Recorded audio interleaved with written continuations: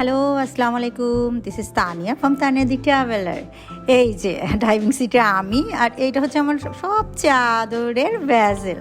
আমরা ময়মনসিংহে আছি, আর ময়মনসিংহ থেকে ফেরার পথেই আমাদের সাথে ঘটলো মর্মান্তিক একটা দুর্ঘটনা। আর আমি মেয়ে ড্রাইভার বলে পাইনি রাস্তার আশেপাশের কারো কোনো সাপোর্ট। এনিওয়েজ, এইটা একটা নকিংও ছিল, যেটা আমার মনে হয় আপনাদের জানানো দরকার পরবর্তী সাবধানতার জন্য। চলেন শুরু করি।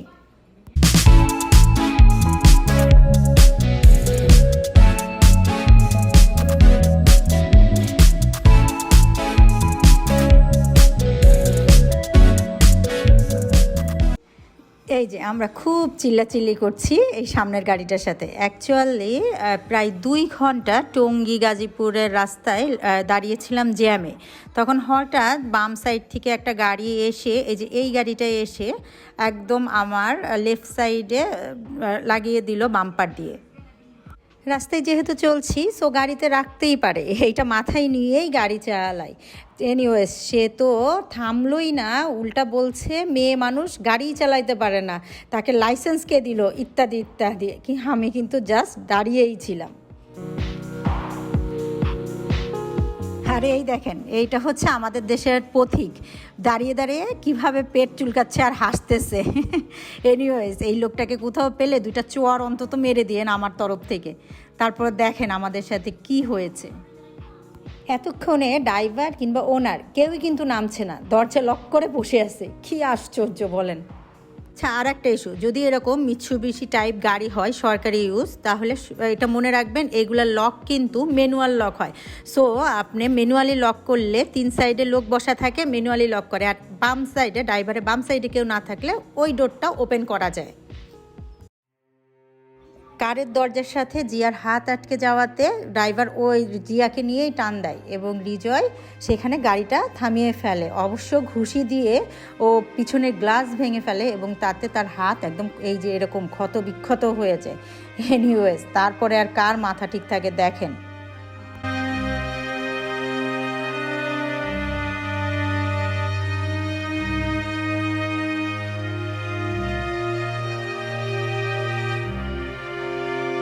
এতক্ষণে সোকল ওনার যে বলতেছিল এই গাড়ির সে ওনার, অ্যাকচুয়ালি পরে দেখা গেছে সে ওনার না, সে নামে এবং নেমে মিউচুয়ালের কোনো একটা সমাধানের জায়গায় সে বলে থানায় আসতে, চলেন থানায় যাই। আমি বললাম ঠিক আছে চলেন থানায় যাই। থানায় না যেয়ে সে আসলে পালিয়ে যায়। এনিওয়েজ, এই হচ্ছে তাদের চেহারা, দেখে রাখেন, রাস্তায় দেখা হলে সতর্ক থাকেন।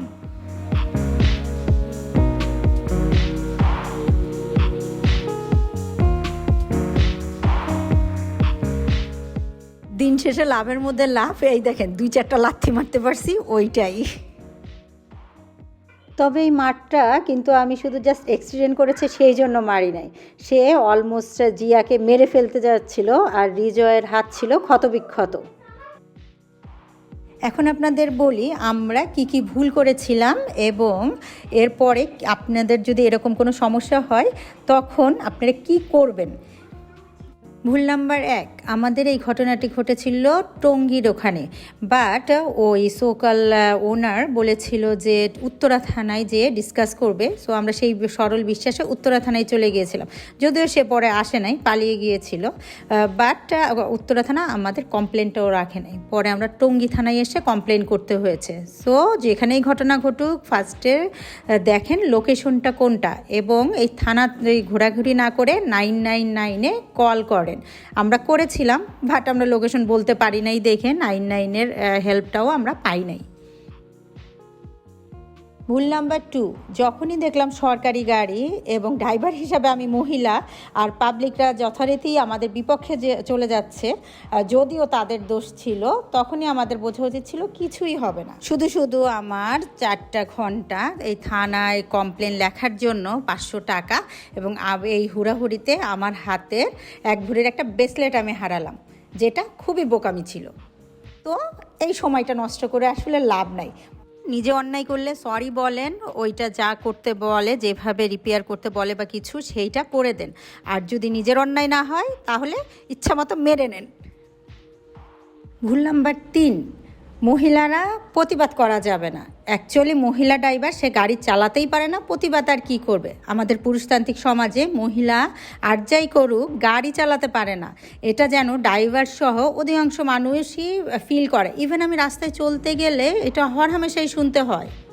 কেন আপনারা আমার প্যারাসেলিংয়ের সেই প্রতিবাদ করা ব্লগটা দেখেছেন না? ওখানে প্যারাসেলিংয়ে উঠতে হলেই টাইট ফিট জামাই পরে উঠতে হবে। তারপরেও আমি কেন শার্ট প্যান্ট পরেছি এই কৈফিয়ত দিতে দিতে আমার জীবন শেষ। অ্যাকচুয়ালি আমি শার্ট প্যান্ট পরা সমস্যা না, সমস্যা হচ্ছে আমি মহিলা হয়ে কেন পুরুষদের একটা অন্যায়ের প্রতি প্রতিবাদ করলাম, এবং সেম কাহিনী এখানেও হয়েছে। সো আপনারা যারা মহিলা ড্রাইভার তারা অবশ্যই প্রতিবাদ করবেন না, গাড়ি চুপচাপ চালিয়ে চলে আসবেন। এনিওয়েজ আমার পক্ষে তো আর সেটা সম্ভব না। আমি যতদিন বেঁচে থাকবো ততদিন অন্যায় দেখলে প্রতিবাদ করবই, সেটা আমার সাথে হোক বা অন্য যে কারো সাথে।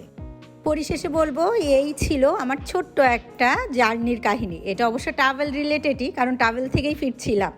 এনিওয়েজ আপনারা সবাই ভালো থাকবেন, পুরুষ হন বা মহিলা ড্রাইভার যেই হন না কেন সাবধানে গাড়ি চালাবেন, কারণ সব সময় মনে রাখবেন আপনার জীবনের সাথে আরও অনেক জীবন জড়িত।